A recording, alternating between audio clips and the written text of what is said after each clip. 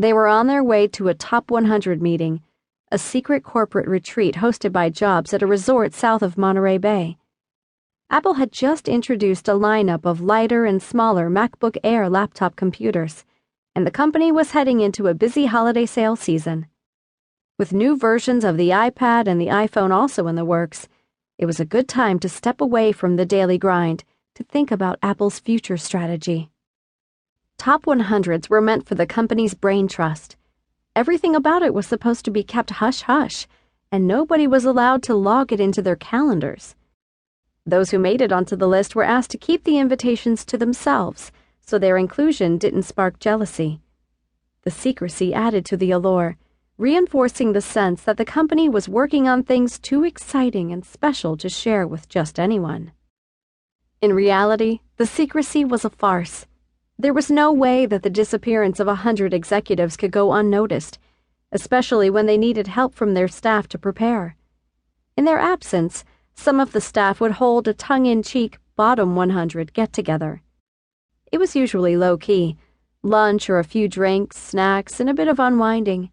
One favorite place to go was BJ's Restaurant and Brew House, which was so close that employees treated it like their private watering hole. They jokingly called it IL7, the unofficial 7th building on campus. The core of the elite group included all of Jobs' inner circle of lieutenants, such as Cook, Ive, mobile software head Scott Forstall, marketing chief Phil Schiller, and iTunes lead Eddie Q. The rest of the handpicked names telegraphed Jobs' priorities and could change from year to year. Sales executives were largely excluded because Jobs viewed them as replaceable. Lee Clow, the creative lead at TBWA Chiat Day, the agency responsible for Apple's award-winning ads, was routinely invited even though he was an outsider. Jobs thought the hip and edgy campaigns that Clow's team dreamed up were crucial to Apple's brand. Intel executive Paul Otellini, as well as AT&T's key contact Glenn Lurie, had also attended a portion of the confabs in past years. The rumor was that Jobs preferred to mix it up by making sure that about a third of the list was composed of fresh faces. Previous attendance was no guarantee of another invite, and even if you were chosen, your invitation could evaporate in an instant. One year, a new manager in the iTunes unit was pulled off one of the buses as it was leaving. After a meeting had gone poorly a few days earlier, Jobs had labeled him an idiot and ordered the hapless man disinvited. Jobs called the Top 100 meetings irregularly and always with only about a month's notice. Some years there were 2 gatherings, other years none. Apple's biggest products and services were first unveiled internally at these meetings. Past participants heard about Apple's retail strategy and got early peeks at the iPhone and iPad. One year, Jobs solicited names for the digital music player Apple was developing. It was an exciting yet deflating moment.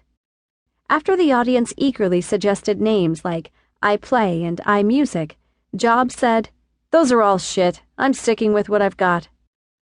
A Top 100 invitation was a mixed blessing.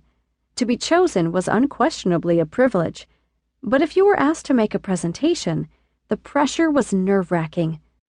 Jobs cared deeply about aesthetics, and those tastes extended to everything, including slides, created on Apple's presentation software Keynote.